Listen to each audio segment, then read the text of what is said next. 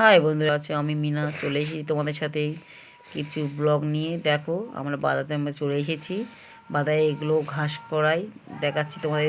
এদিকে তার আগে বাগান, চারিদিকে বাগান আর বাগান।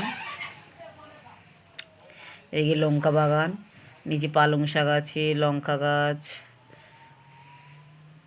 তোমাদের সাথে সেই দেখো, এগুলো হচ্ছে ঘাস করাই বাদা থেকে মানে ফেলা হয়। এগুলো হয়ে মানে এক ধরনের কড়াই, মুগ ডাল যেগুলো হয় না, এইগুলো এইগুলো চাষ করা হয়। ঠিক আছে, দেখো বন্ধুরা, এই তো দেখো এইগুলো কত ধরনের গাছ। এই তোমাদের বেগুন গাছ, এদিকে এই শশা গাছ, পালং শাক, এই বেগুন গাছ। দেখো কত বেগুন ধরে আছে।